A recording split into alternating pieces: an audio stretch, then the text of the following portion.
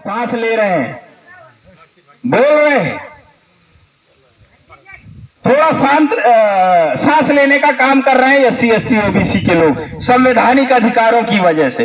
तो नेताओं को खसी कर दिया जाता है और हमारे लोग इंतजार में रहते हैं कि कोई आएगा हमारा भला करेगा, कोई आपका भला करने वाला नहीं है। तो साथियों, इस तरीके से समाज के अंदर जो विकृति फैल गई है उसको दूर करने के लिए, आपके हक और अधिकारों की जानकारी देने के लिए हम लोग घूम रहे हैं और उसको आपको समझना होगा। क्यों समझना होगा ये बताता हूं। इसलिए समझना होगा क्योंकि इस देश में जो लोकतंत्र है वो संविधान के आधार पर चलता है। भारतीय संविधान में आप लोगों को अधिकार है, अधिकार संपन्न किया डॉक्टर बाबा साहब अम्बेडकर ने, लेकिन आप लोगों ने कभी उसको भारतीय संविधान को पढ़ा नहीं पढ़ा। चलो दूर से देखा, दूर से कहीं रखा हो, नहीं देखा। क्यों नहीं देखा? भारतीय संविधान के आधार पर यह देश चल रहा है, ये लोकतंत्र चल रहा है। यहाँ लोकतंत्र में लोगों का राज होता है और लोकतंत्र में जनता सुप्रीम होती है, नेता सुप्रीम नहीं होता, जनता सुप्रीम होती है। क्योंकि जनता को संविधान ने एक अधिकार दिया। लाइव दिखा रहा है। वो अधिकार किसने दिया? डॉक्टर बाबा साहब अम्बेडकर ने दिया। बाबा साहब अम्बेडकर ने जो संविधान लिखा उस समय पर उन्होंने सोचा मेरे लोगों के पास सत्ता नहीं है, मेरे लोगों के पास संपत्ति नहीं है, मेरे लोगों के पास धन धरती नहीं है, मैं क्या करूं? क्या करूं इनके लिए लड़ाई लड़ करके? ये तो मुर्दों की तरह खाना खा रहे हैं और जिंदा रहते हैं और जिंदा रहने को ही अपना विकास मान रहे हैं।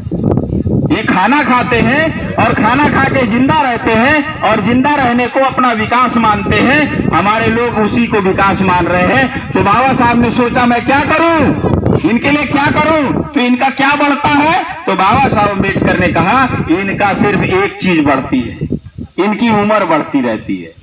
इनके जीवन में इनकी उम्र बढ़ती है, इनका ना तो मान बढ़ता है, न सम्मान बढ़ता है, न स्वाभिमान बढ़ता है, न इनकी सत्ता बढ़ती है, न इनकी संपत्ति बढ़ती है, खाली इनकी उम्र बढ़ती रहती है। इसलिए मैं भारतीय संविधान में जो लोकतंत्र में लोगों का राज है उसमें इनको वोट डालने का अधिकार देता हूँ।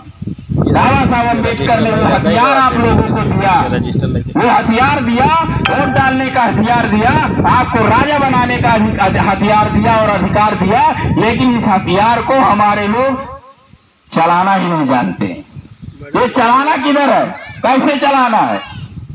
ये दो-धारी तलवार है, जब ऊपर को चलता है तो ऊपर को काटता है, जब नीचे को चलता है तो नीचे को काटता है। ये इतना खतरनाक हथियार है, लेकिन हमारे लोगों को इस बात की जानकारी और समझ है नहीं।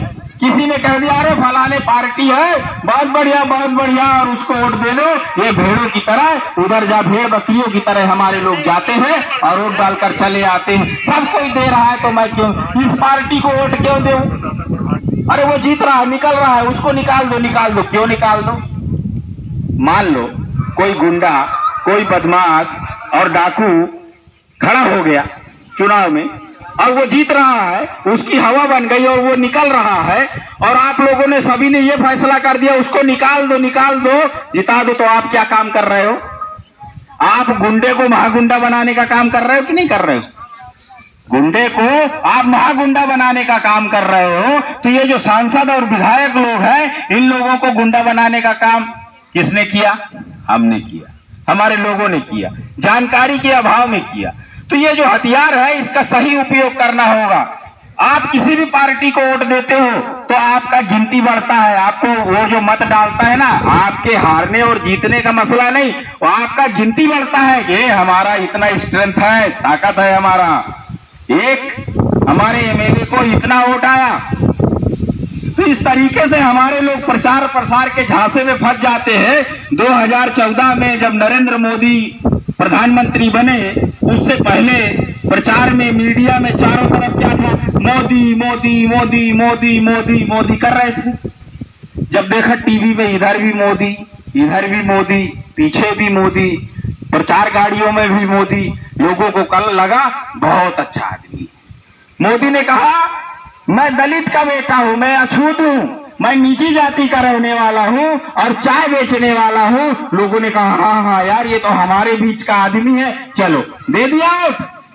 फिर मोदी जी ने एक भाषण किया, भाइयों बहनों मैं आपको 15-15 लाख रुपया दूंगा। बोला था कि नहीं बोला था मोदी ने? 15-15 लाख रुपया दूंगा। तो आप लोगों को 15-15 लाख तो मिल ही गया होगा। मिला है कि नहीं मिला? नहीं मिला। अच्छा, तो 15-15 लाख जब मोदी जी ने फेंका तो हमारे लोग पीले हो गए। पीले होने का मतलब जानते हो क्या है? वो जानते हैं कि ये जो बहुजन समाज के लोग हैं ये जागृत लोग नहीं है, इनको हल्दी दिखा दो तो ये हल्दी दिखाने के बाद पीले हो जाते हैं। तो सोचते हैं वो लोग साला हल्दी दिखाने से पीला हो रहा है तो लगाने की क्या जरूरत है? जब हल्दी दिखाने से पीला हो रहा है तो लगाने की क्या जरूरत है? तो उन्होंने कहा 15 लाख हमने कह दिया, इन्होंने हमें जिता दिया, क्या जरूरत है देने की? तो उन्होंने थोड़ा सा और आगे बात को बढ़ाया और कहा 15 लाख देंगे, जाकर खाता खुलवा लो। हमारे लोग उठे और जल्दी जल्दी भाग भाग के बैंकों में लंबी लंबी लाइन लगा करके खाते खुलवा लिए।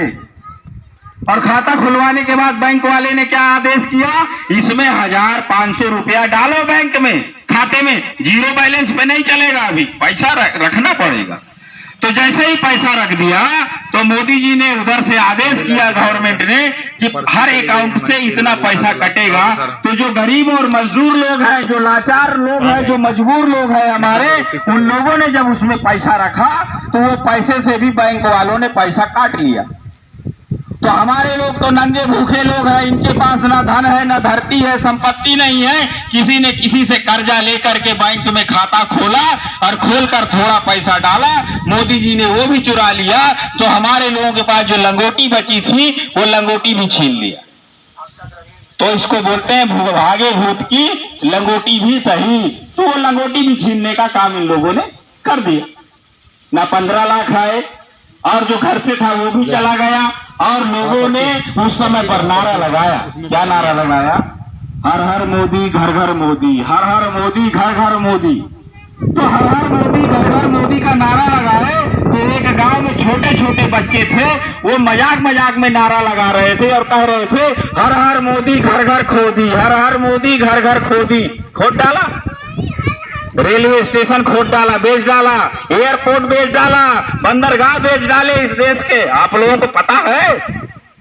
शिक्षा का निजीकरण कर दिया, प्राइवेटाइजेशन कर दिया, सरकारी संपत्तियां वो लोग अपने लोगों के नाम पर ट्रांसफर कर रहे हैं। मनुवादी लोग अपने लोगों के नाम पर इस देश की संपत्ति को लूट रहे हैं और ट्रांसफर कर रहे हैं। ये कोई बातें हवा में नहीं कर रहे, हम लोग ऑन पेपर और ऑन रिकॉर्ड बात कर रहे हैं। चले जाना लखनऊ में, लखनऊ का जो एयरपोर्ट था आज उस एयरपोर्ट का नाम अडानी एयरपोर्ट है। अडानी के बाप का है कि मोदी जी के पिताजी का है? ये देश की संपत्ति थी, लेकिन नाजायज तरीके से इन लोगों ने इस देश की सत्ता पर कब्जा किया और इन लुटेरों ने आज देश को लूटने में कोई कसर नहीं छोड़ा है। और ये जो हमारे जो भोले शंकर लोग हैं, जो पिछड़े वर्ग के लोग हैं, जो ओबीसी के लोग हैं, ये लोग आज भी मोदी मोदी मोदी चिल्ला रहे हैं। जब तक इनके शरीर की चमड़ी उतार नहीं देंगे ये मनुवादी, तब तक ये पीछा उनका छोड़ने वाले नहीं है। क्यों? इतना ज्यादा इनको मानसिक रूप से गुलाम बना दिया गया है। इस बात को समझने की जरूरत है। हमारा आदमी रीढ़ विहीन बना दिया गया है, इसके अंदर के स्वाभिमान को मार दिया गया है। और जो लोग स्वाभिमान की जिंदगी नहीं जीते वो जानवरों की जिंदगी जीते। आज इस गांव में हम आए हैं, इस गांव में 5, 6, 7 जाति के लोग रहते होंगे। आप तो कहते हैं गांव देवता होता है।